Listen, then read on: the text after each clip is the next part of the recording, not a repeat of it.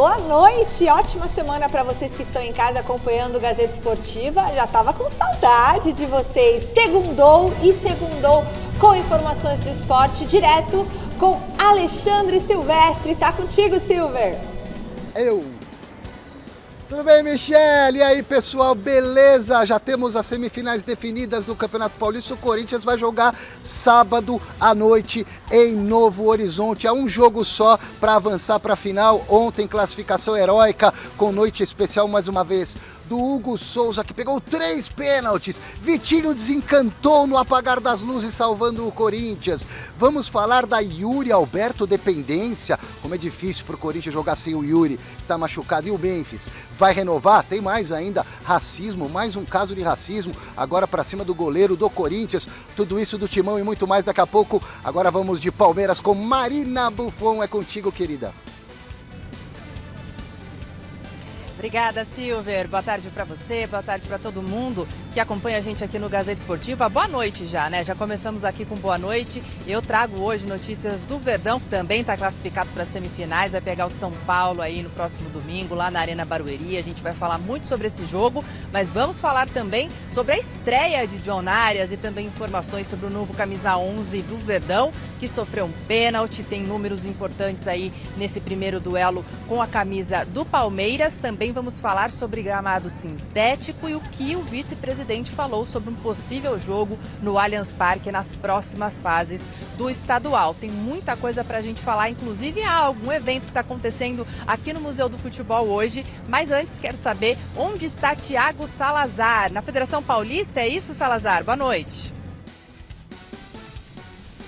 Exatamente, Marina. Boa noite para você, para todo mundo que está aqui acompanhando o Gazeta Esportiva. E daqui eu trarei informações importantes sobre o São Paulo.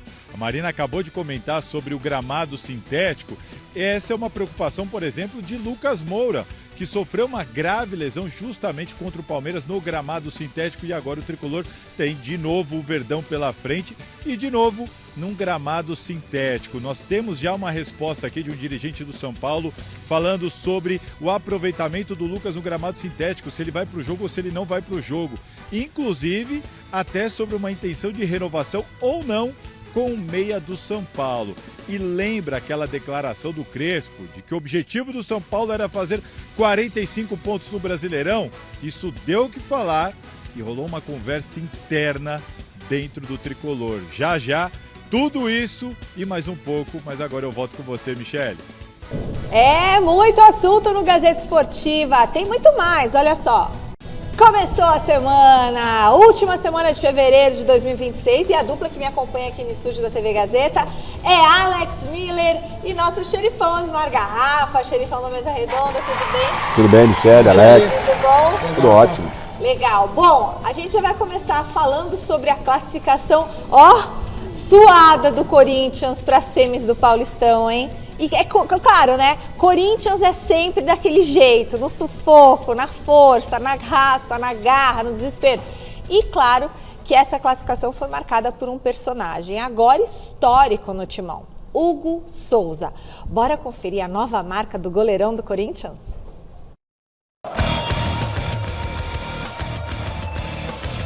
Estádio do Canindé com mais de 12 mil pessoas e dividido entre as torcidas, algo raro hoje em dia, assim como assistir a uma partida com 19 pênaltis e que terminou do jeito que o corintiano gosta, ou não?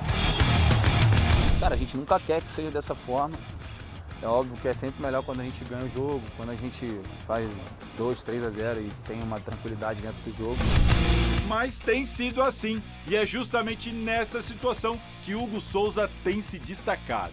Para a equipe ele é fundamental e um jogador que tem feito a diferença em muitos momentos. Até quando o próprio é quem causa o pênalti, né? E a gente trabalha muito para que a gente possa manter, né? Porque se eu parar de pegar pênalti, daqui a pouco todo mundo esquece. Hugo Souza foi o grande protagonista da classificação do Corinthians aqui no Canindé, onde ele chegou à 3ª posição no ranking de jogadores que mais defenderam pênaltis com a camisa do Timão. Mas quando o assunto é a média entre jogos disputados e pênaltis defendidos, o Hugo já é o que mais defendeu na história do Corinthians. Difícil chegar nele, velho. Mas vamos tentar. A maior vítima do goleiro nesse domingo foi René, que parou em Hugo no jogo e na disputa por pênaltis. Garro também errou o seu, mas na nona série, isso mesmo, nona série, Hugo pegou a bola de Kawari e colocou o Timão na semifinal do Paulistão. Essa explosão alvinegra em festa também se viu no acréscimo do segundo tempo. Vitinho evitou a derrota com um golaço e limpou a barra de Ranieri, que no primeiro tempo deu um bicão para o alto e oportunidade para Zé Vitor marcar para a Portuguesa.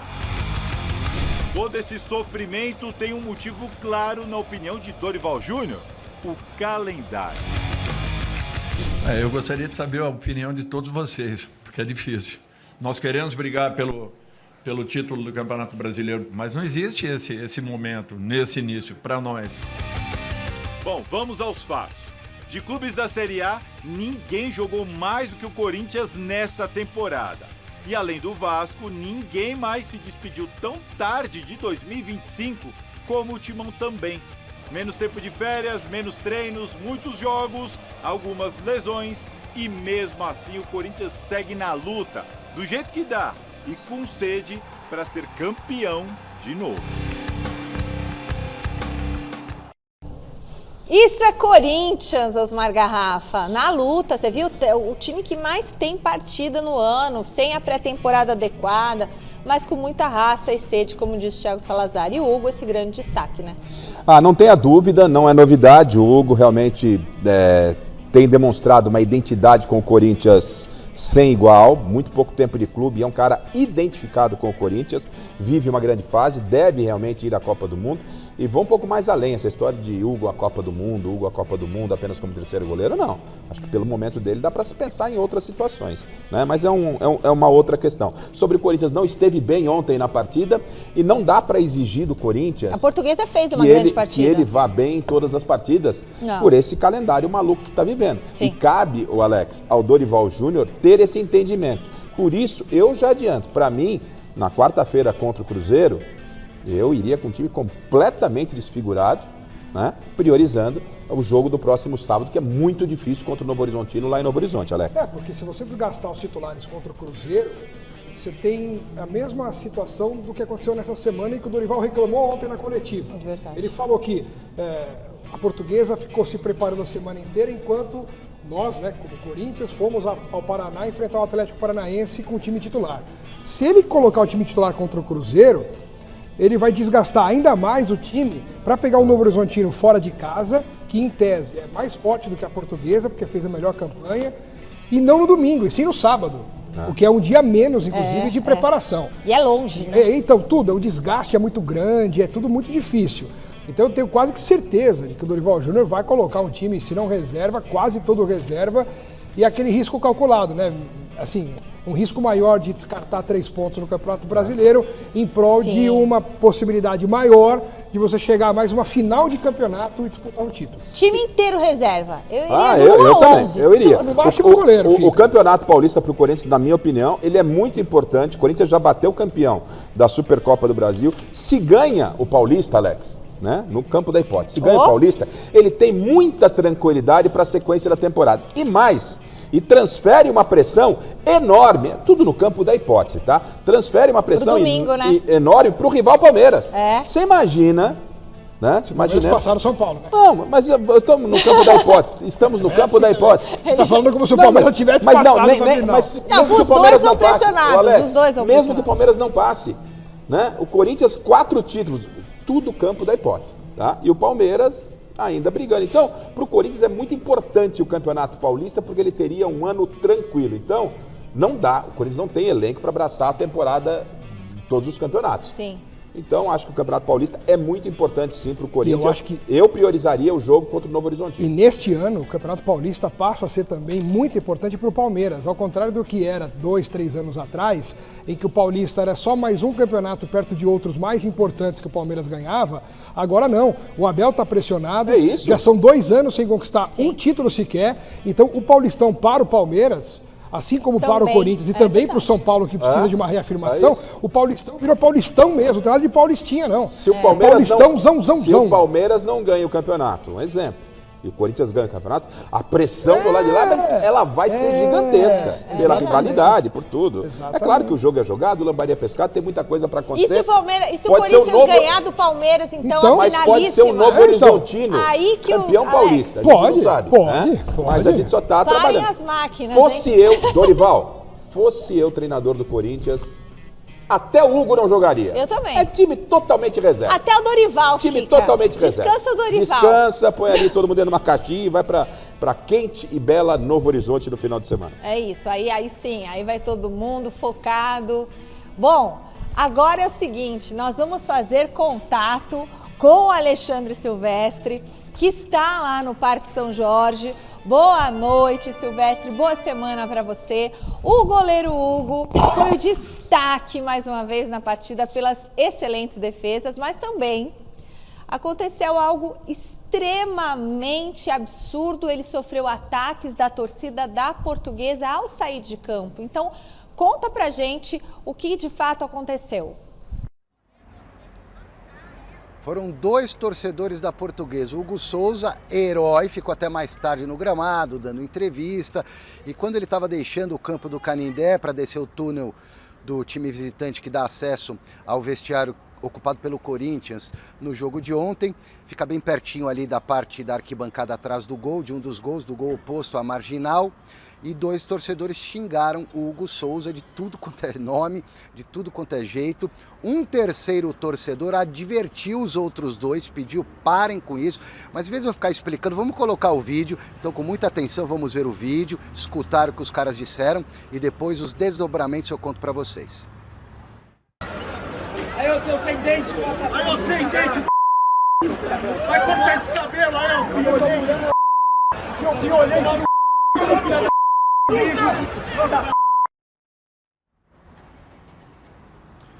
O Hugo Souza, até o momento que eu tenha conhecimento, não se manifestou. A Portuguesa, depois da cena, ontem mesmo, já emitiu uma nota de solidariedade ao Hugo Souza, goleiro do Corinthians, dizendo que é totalmente contra esse tipo de atitude, que vai apurar o caso e eventualmente punir os 2 torcedores que xingaram, que ofenderam com cunho racista o Hugo Souza. Corinthians hoje na Federação Paulista, durante o Conselho Técnico, cobrou a federação também já emitiu nota dizendo que é totalmente contrária e esses torcedores devem ser punidos aparentemente tanto pela Portuguesa quanto pela Federação Paulista, e precisa ver que tipo de punição administrativa a FPF pode colocar em cima dessa história.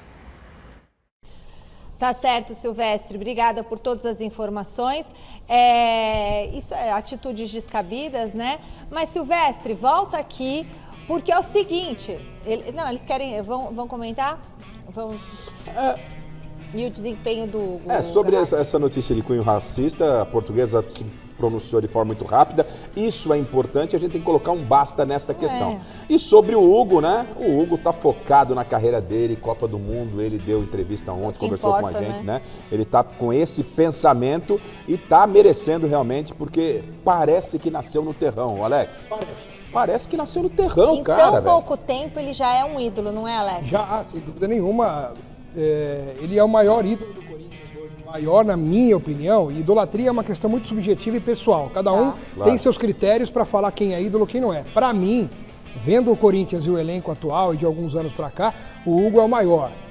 Depois pode vir o Yuri Alberto, pode vir o Memphis Depay, mas assim, o Hugo e Memphis para mim não cabem na mesma frase em termos de idolatria. Não, claro. Então, o Memphis foi importante quando chegou, ajudou o time a não cair, levou para a Libertadores, junto com o Hugo, com o Yuri, com outros jogadores importantes também, o Garro, mas o Hugo Souza, não só pela qualidade em campo, mas pela identidade que ele construiu com a torcida, com o clube, acho que ele já ganha um status de ídolo. Sem contar que ele decide... E essa imagem, quando ele abraça a torcida corintiana, é uma imagem emblemática do Hugo. Olha que foto linda. Né?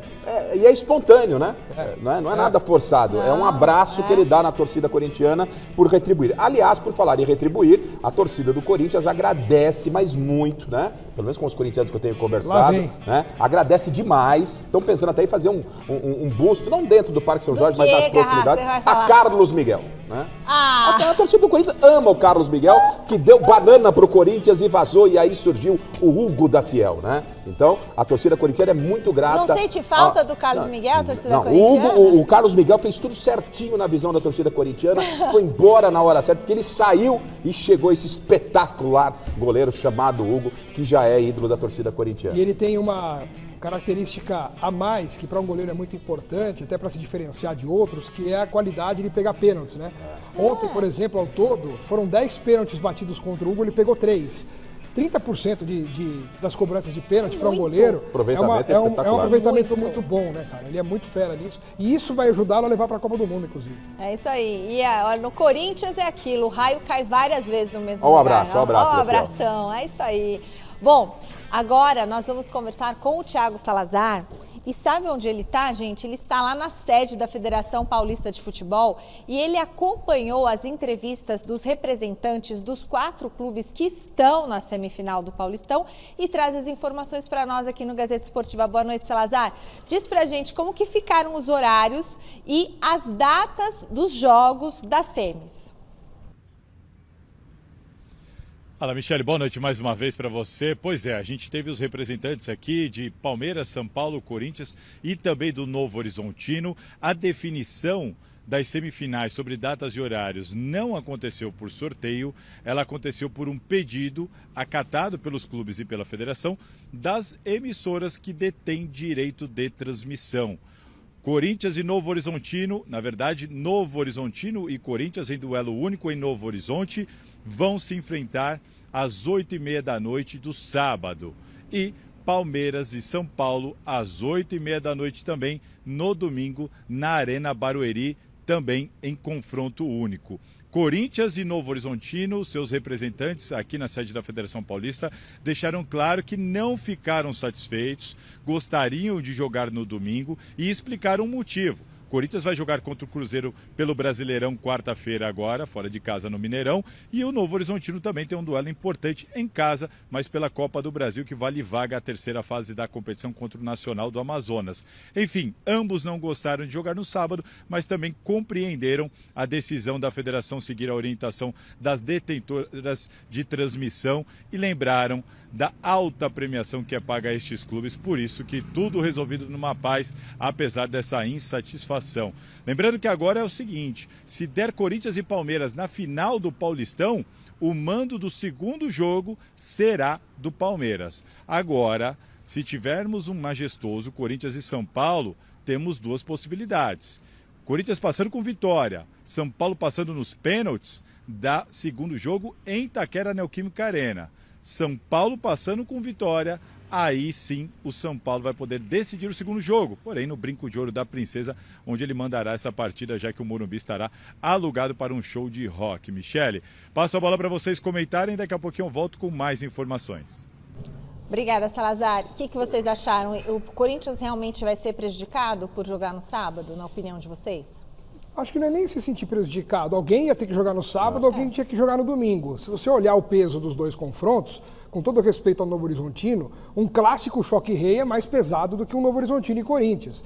E até onde eu sei, a tradição do nosso futebol me mostra que o domingo é o dia mais importante para o futebol do que o sábado. Mas então, esse horário é ingrato, o horário é horroroso de qualquer lado, de qualquer dia. Nossa, não estou nem dizendo do horário das 8h30, mas em termos de cara de jogo, acho que Palmeiras e São Paulo, sim, tem cara de um clássico que tem que ser no domingo, Novo Horizontino e Corinthians jogam no sábado. E só acrescentando, né? Caso o Novo Horizontino passe com vitória, o mando final é em Novo Horizonte. Sim. Pelo menos até o momento. Jogo bom é à tarde. Eu gosto do jogo 4h30 da tarde, no sábado e no domingo. E ponto. Ou 6h30 no domingo. A nossa cultura é 4 horas, né? 4 horas da tarde. No Rio, às 17, por causa da praia. 8h30 é muito tarde. Bom, chegou a vez do Palmeiras por aqui. Direto pro Pacaembu, conversar com ela, Marina Buffon. Boa noite, Mar. Quer dizer que o Verdão goleou o Capivariano com direito à estreia do Arias, que já recebeu elogios dos colegas de elenco. É isso mesmo? É isso mesmo, Michele. Boa noite para você, boa noite novamente para todo mundo que está aqui junto com a gente. O Palmeiras, como você disse, fez um 4-0, goleou o Capivariano no último sábado. Não foi um jogo tão tranquilo como o placar mostra. O capivariano teve sim algumas oportunidades de diminuir o marcador, né? Ainda quando estava 1-0, 2-0. Dois desses gols foram marcados pelo Vitor Roque, que é uma peça fundamental para esse time do Palmeiras, e ele foi substituído aos 32 minutos mais ou menos do segundo tempo, justamente ali pelo John Arias, que fez a sua estreia. O próprio Vitor Roque falou sobre o Arias, elogiou bastante esse companheiro agora de ataque. Vamos ouvir então o que o Tigrinho falou.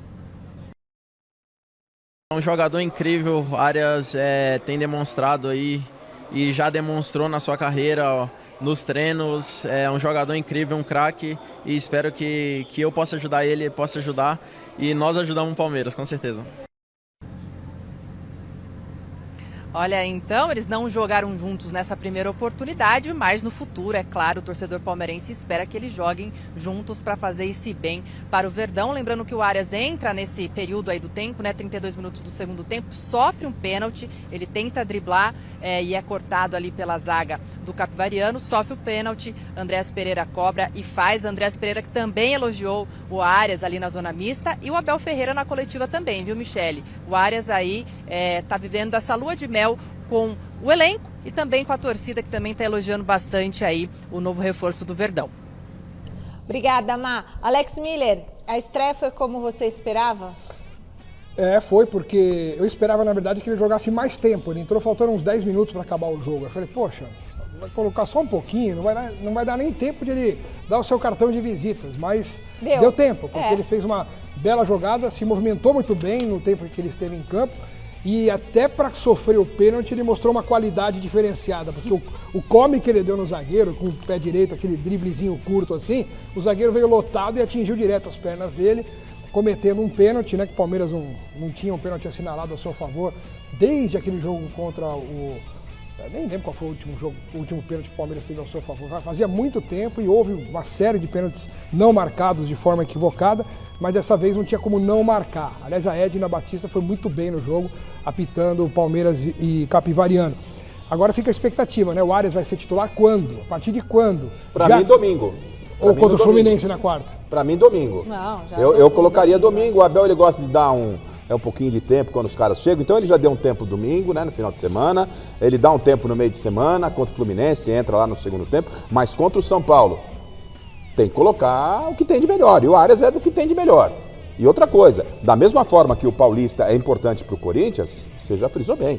O Paulista tem uma importância de peso para o Palmeiras gigantesca, porque quebra esse ciclo de 2 anos sem título. Acaba essa história. A gente está sempre lembrando, já são 2 anos sem título. Ganha o Paulista, isso já encerra e o Palmeiras tem tranquilidade. Então, o Arias, pela sua qualidade, pela sua técnica, eu contra o São Paulo já colocaria o Arias como titular. Não é o típico jogador que chega para brigar por posição. O próprio Abel fala, é uma contratação da presidente. O que significa isso? Que é top das galáxias, aquela contratação que veio para dar um impacto que todo mundo esperava e queria. Então um cara desse não pode ficar na reserva por muito tempo. Fica no primeiro jogo, no segundo talvez, né? E aí é um jogo importantíssimo contra o São Paulo. Até porque ele vinha em ritmo de jogo, estava preparado. E em 15 minutos o que ele demonstrou? Pô, muito bom, muito bom. Eu não pensaria 2 vezes, eu só acho que ele devia ter batido o pênalti. Eu acho essa coisa assim de muita... Aí erra o pênalti, crianças. Mas e se erra? Mas aí já... Olha, aí o senhor é o primeiro, o senhor é o primeiro na bancada do mês, vai falar, tá vendo, não sei o quê. Então deixa, ele cavou o pênalti lá. Quem sofre o pênalti devia bater. Nova regra. Nesse caso sim, Michele, eu concordo com você. Nesse caso ele deveria ter batido, porque o jogo estava resolvido, não é que estava 0-0, deixa o batedor oficial. Primeiro que o Palmeiras nem tem batedor oficial. É porque o Veiga foi embora. Então, hora bate o Piquerez, hora bate o Gomes, o Andreas Pereira bateu. E até o batedor oficial já errou tantas vezes. Então, a gente tá falando o que aqui? Da bela jogada do Arias. Se ele, de repente, tivesse batido, tivesse errado o pênalti, ninguém ia falar da jogada, ia falar do pênalti perdido. Então, ou do pênalti feito. Começou para que arriscar. Começou com o pé direito, tá legal. Contra o Fluminense dá uma dosadinha e tal. E contra o São Paulo, Abel, da mesma coisa que eu falei pro Dorival, Paulista é importante para você. Muito importante pro Palmeiras. Coloca o Arias contra o Tricolor. Eu colocaria. Ô, Alex, o penúltimo pênalti a favor do Palmeiras, 12 de fevereiro. Agora 3-1 contra o Internacional. Mas tem data para Campeonato Brasileiro. Ano passado, né? O lance ocorreu, 26, 12 de fevereiro de 26. Contra quem? O Internacional, o lance ocorreu após uma falta de Vitor Gabriel no Vitor Roque. Você lembra disso? Lembro não. Não? Dentro da área. Só tem pênalti, e o Andrés Pereira fez. Nem pênalti demorou, não faz marcado. tanto tempo. Eu não lembrava. Pênalti marcado. Não deram esse. Ah, não deram esse pênalti. Não deram. É isso que eu tô falando. O último foi contra a LDU. Então faz tempo. Então, e nem foi no Brasil. O último dado por um árbitro brasileiro foi antes da LDU, ainda no Brasileiro. E o Palmeiras teve 5, 6 pênaltis a seu favor que não foram marcados e que tinham que ser marcados, e não foram. É isso. Vinha essa perseguição com o Palmeiras, que perseguição, que agora acabou. Que perseguição, não tem perseguição nenhuma. Sua, inclusive. Negativos, Sua, negativos. O senhor não coloque palavras na minha boca, não tem perseguição nenhuma. Tem pênalti bem marcado, pênalti que devia ser marcado, não foi marcado. E os que deveriam ser e não são? E os pênaltis que o Palmeiras cometeu e também não foram marcados? Não teve nenhum esse ano. Me fala um então. Tá bom, vamos lá. Vendo? O Santos foi eliminado pelo Novo Horizontino pelo placar de 2-1. E a pergunta que fica é, o Vojvoda corre risco de cair do comando técnico do Peixe? O Salazar traz as atualizações sobre o comandante do Alvinegro, Praiano.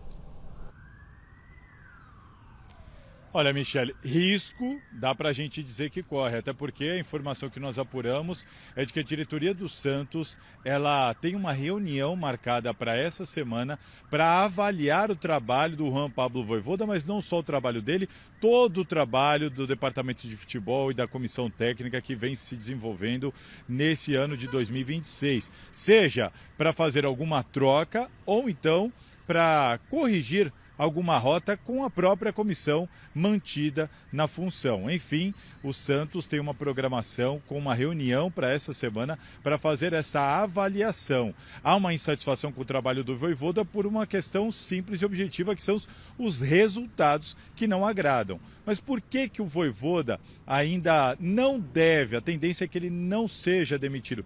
Porque ele não tem ainda um apelo popular. A torcida do Santos ainda não se voltou contra o Juan Pablo Vojvoda. Muito pelo contrário, a torcida do Santos continua batendo muito contra o presidente Marcelo Teixeira e o executivo de futebol Alexandre Matos. Por isso, dessa situação, no entendimento principalmente das organizadas, uma demissão do Vojvoda serviria apenas como cortina de fumaça para, de alguma maneira, desviar o foco do trabalho ruim, segundo as organizadas, que vem desenvolvendo Teixeira e Alexandre Matos. Então, uma situação bem peculiar que acontece no Santos nesse momento, e enquanto isso, no Santos, todos muito preocupados com o Neymar.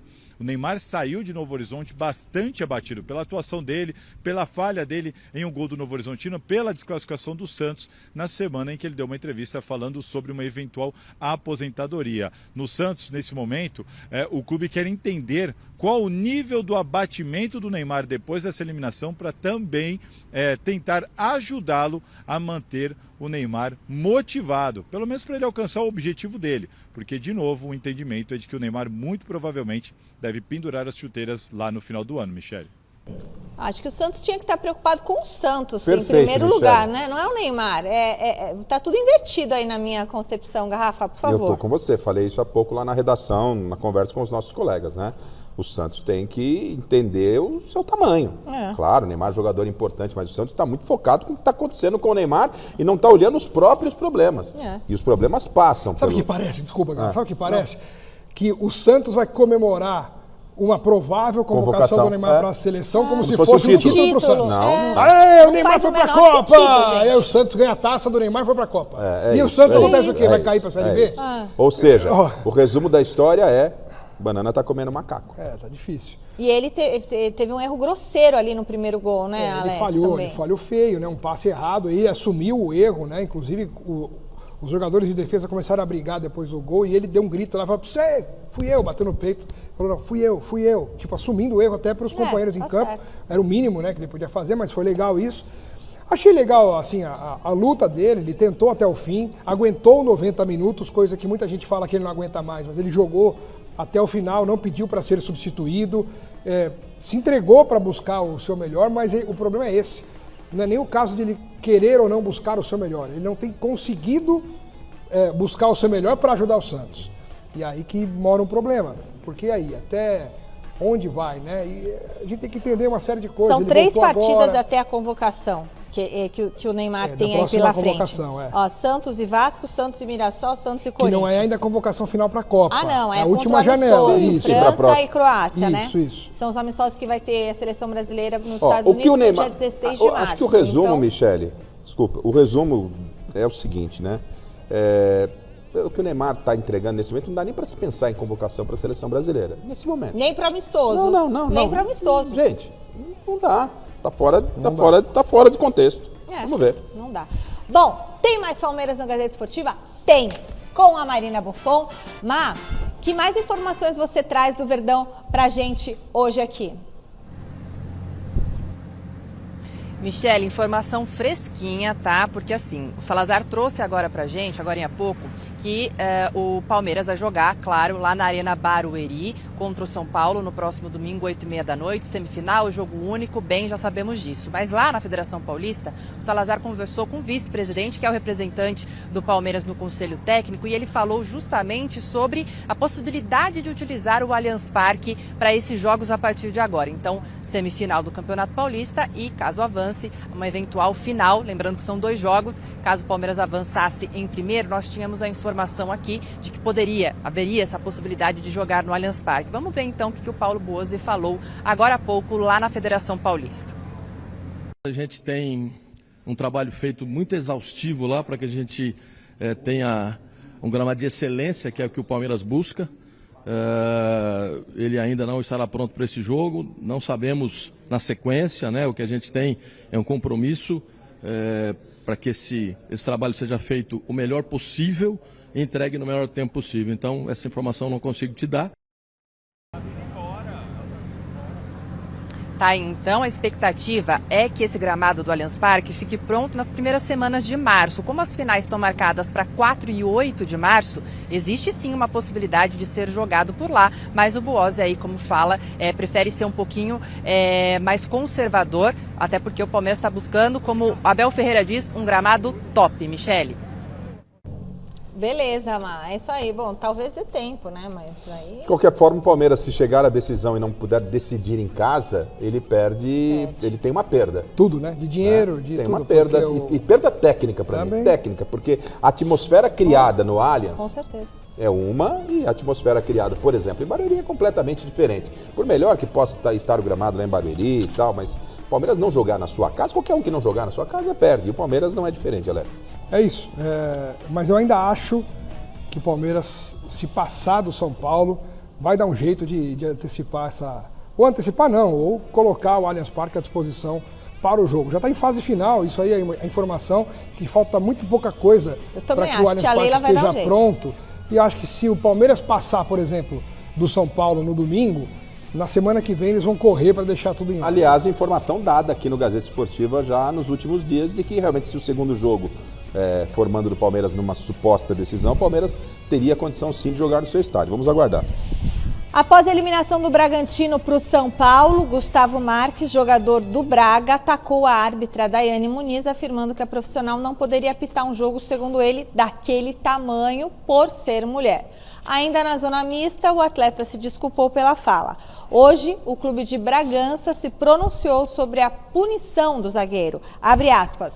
Gustavo Marques receberá uma multa de 50% do total de seus vencimentos. Ele também não será relacionado para o jogo contra o Atlético Paranaense na quarta-feira.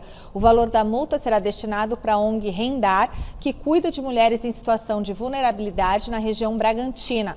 O Red Bull Bragantino mantém conversas com a própria ONG e com outras instituições de Bragança Paulista para que medidas sociais e educativas que já acontecem ao longo do ano sejam intensificadas e propagadas dentro do clube e em nossa sociedade, fecha aspas. Certa atitude, né, Garrafa? Não tenha nenhuma dúvida, né? Foi extremamente infeliz, eu comentava ontem no Mesa Redonda, a gente não pode mais admitir esse tipo de situação.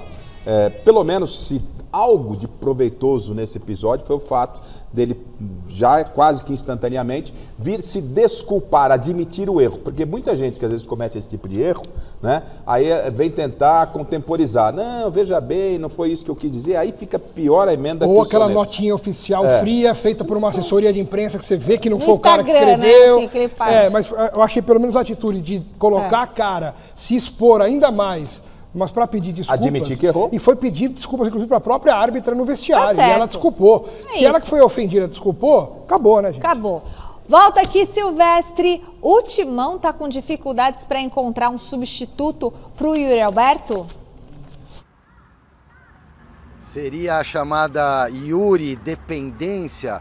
O Corinthians com Yuri Alberto no ano passado, por exemplo, conseguiu um rendimento de 60% dos pontos conquistados com o Yuri jogando. Sem o Yuri em 2025, esse rendimento de conquista de pontos cai para 40%. É uma distância considerável. Yuri Alberto nesse ano, antes de estourar a coxa, ele está no departamento médico, grau 2, lesão muscular, deve ficar afastado mais algumas semanas fora do Campeonato Paulista, certamente.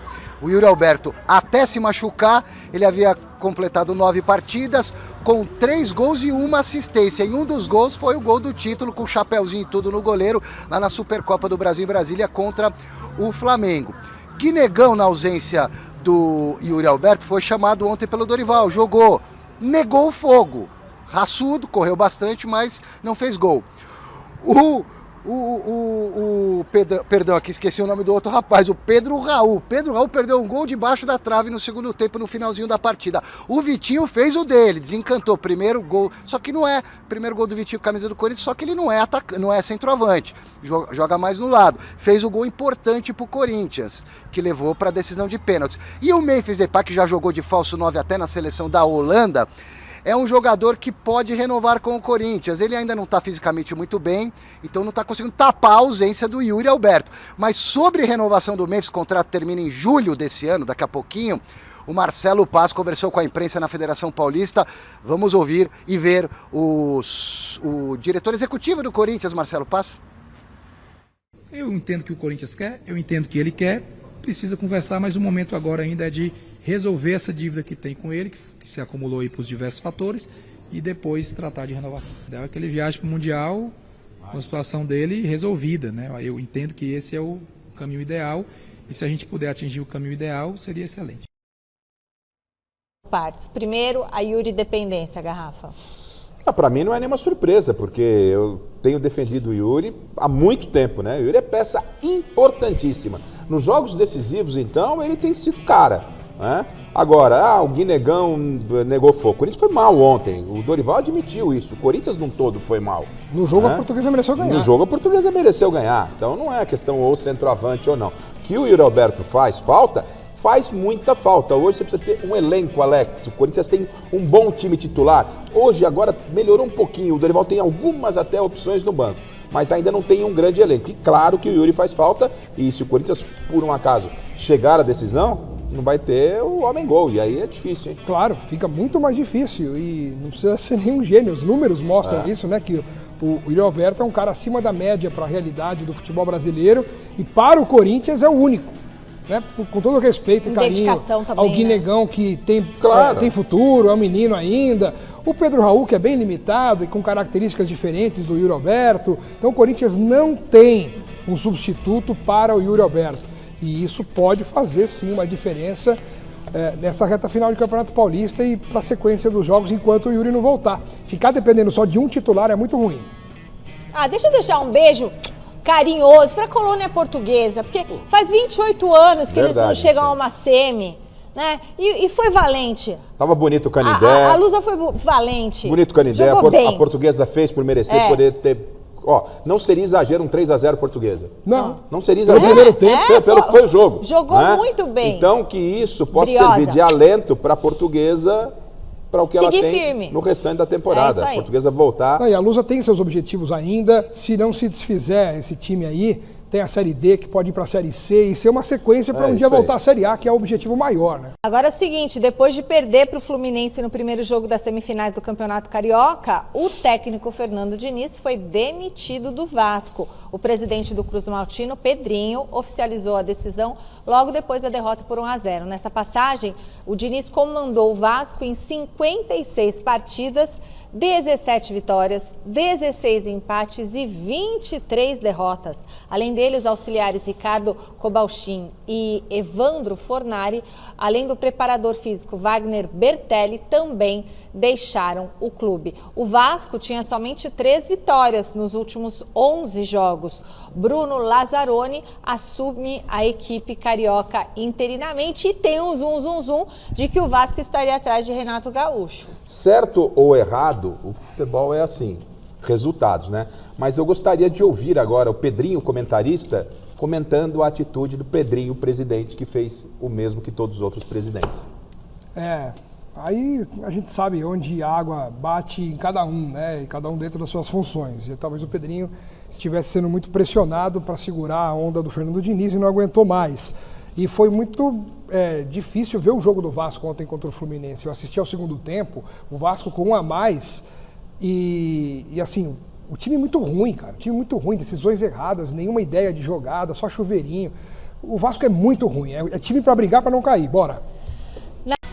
É o seguinte, sobe o ronco do motor, DJ. É hora de acelerar pelas pistas com ele, Rodrigo França. E o momento, velocidade. Vrum, vrum. Momento Velocidade. Oferecimento.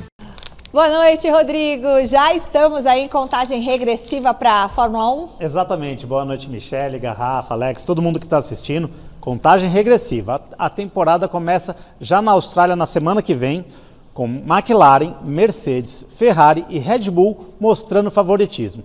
E aqui no Brasil, Michele, um ex-piloto de Fórmula 1 está de casa nova na Stock Car. É o Ricardo Zonta, que foi contratado pela Toyota Gazoo Racing para competir na Full Time Sports. E quem conta essa novidade é o chefe da equipe, Maurício Ferreira.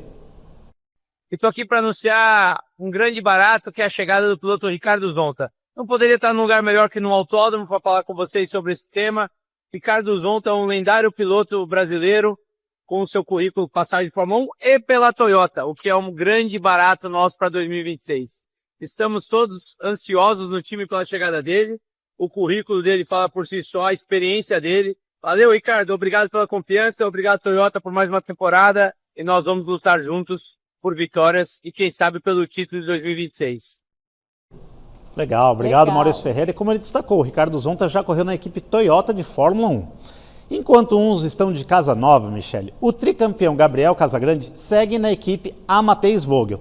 Mas em 2026 também vai ter novidade para o paranaense, que foi convidado para correr na NASCAR norte-americana e conseguiu ótimos resultados.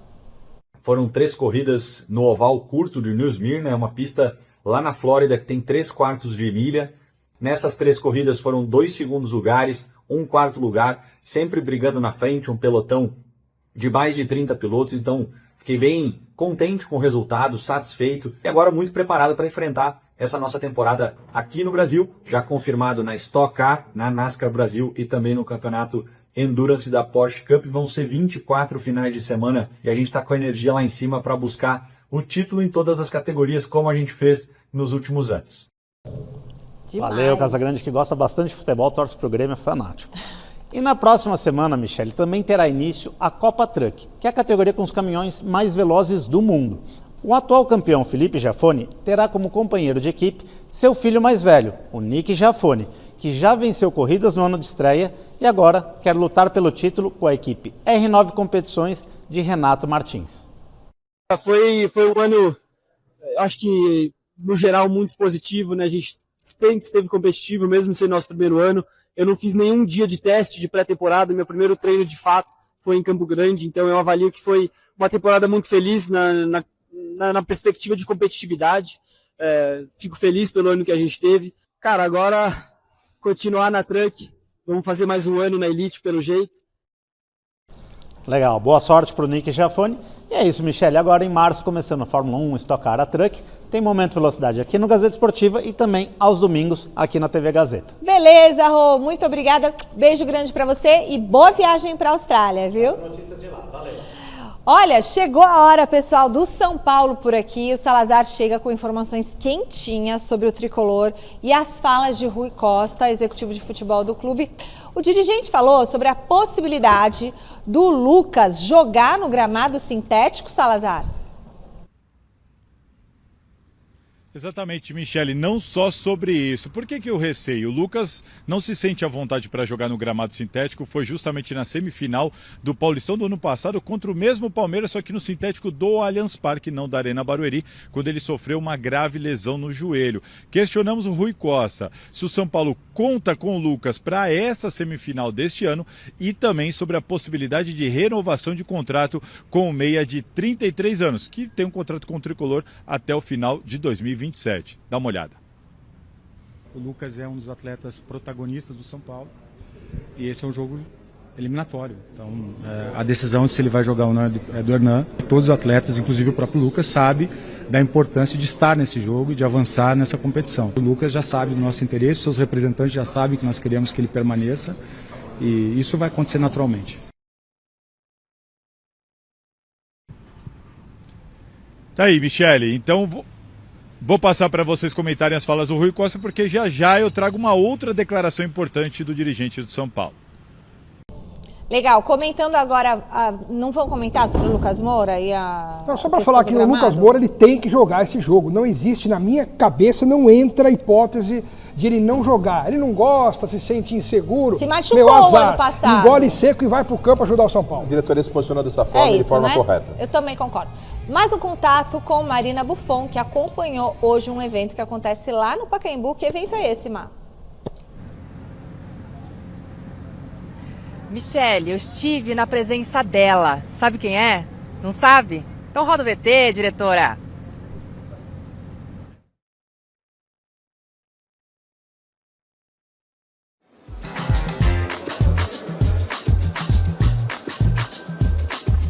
Um forte esquema de segurança para vê-la. A taça original da Copa do Mundo só sai da sede da FIFA lá na Suíça em 2 oportunidades. Durante a Copa do Mundo, é claro, e neste tour aqui que a gente teve presente. Foram apenas alguns minutinhos, mas já deu para entrar no ritmo da Copa do Mundo que está chegando. Sob olhares do prefeito Ricardo Nunes, o evento ainda contou com a presença do pentacampeão Denilson, o único ali que podia tocar na taça. E que, claro, falou um pouquinho sobre o Mundial de 2026. Eu vivi uma experiência agora de participar em loco do sorteio da Copa do Mundo, né? Então, quando termina o sorteio da Copa do Mundo, a gente ali, enfim, conversando com o meio de comunicação, e as perguntas eram sempre voltadas à chegada do Ancelotti, o que o Ancelotti pode fazer, o que o Ancelotti trouxe para a seleção brasileira. Hoje eu enxergo a seleção brasileira muito mais equilibrada do que antes da chegada dele. É a 6ª edição do Tour. Amanhã a taça visita o Rio de Janeiro e na quarta, Brasília. Em Brasília, inclusive, a gente também vai ter a presença da taça feminina, porque o ano que vem o Brasil será também o país sede da Copa do Mundo Feminina.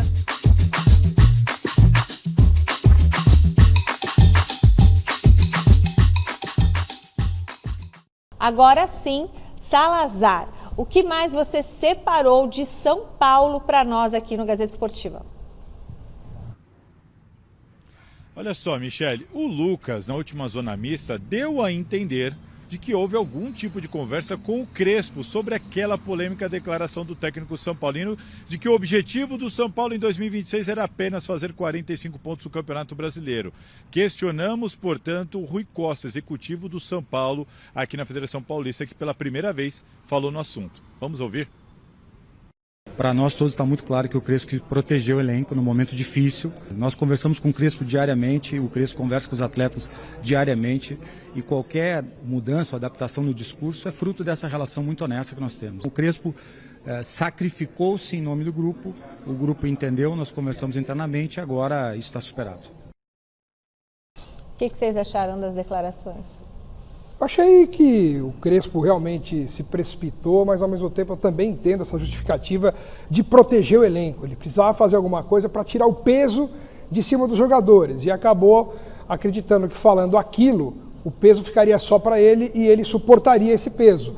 E agora na prática a gente vê uma reação muito rápida do São Paulo dentro de campo, conseguindo vitórias, somando pontos importantes. Deu certo então.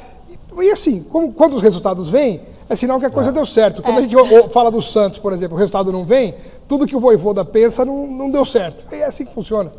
A diretoria trabalhou bem nesse sentido e os resultados ajudaram demais, como bem disse o Alex, né? Os resultados chegaram e aí a situação fica contornada. O próprio Lucas, já nesse final de semana, se posicionou sobre isso e eu acho que o mais importante nesse momento para o São Paulo é que o São Paulo está encontrando um caminho com todas as dificuldades que tem. Acho que isso que é muito importante. Sobre o Lucas, a diretoria está coberta de razão, a decisão de escalar ou não o Lucas cabe ao treinador, mas ele recebe salários pelo São Paulo, foi contratado para jogar, o São Paulo briga por títulos ou disputa competições e nas competições o treinador tem que colocar aquilo que tem de melhor e o Lucas é um dos melhores. Ele pode até jogar um pouco e ser substituído. Até aí tudo bem, faz parte do jogo. Agora, ele nem ia ao jogo, porque o gramado é sintético, aí o São Paulo perde, vai ficar um peso de novo, vai aumentar para cima dele, do São Paulo, do Crespo. Não tem que jogar, cara. Isso de gramado sintético tá aí, é autorizado. Não é grama de prego, é grama sintética. E pronto, muita gente. coisa. Se quando for proibido, aí pronto, aí fica proibido. Isso. Garrafa. Aliás, teremos essa discussão aí, está na pauta da CBF e em breve essa discussão será retomada na Confederação Brasileira de Futebol. É isso aí, pessoal. Muito obrigada pelo seu carinho, por estar aqui com a gente. Uma excelente semana para vocês. Amanhã, às 6 horas, temos encontro marcado de novo no Gazeta Esportiva com tudo sobre o esporte, tá certo? Beijo grande para vocês. Tchau, Alex. Tchau, Garrafa. Valeu, Michele. Fique Tchau, agora tchau. com o Jornal da Gazeta. Valeu.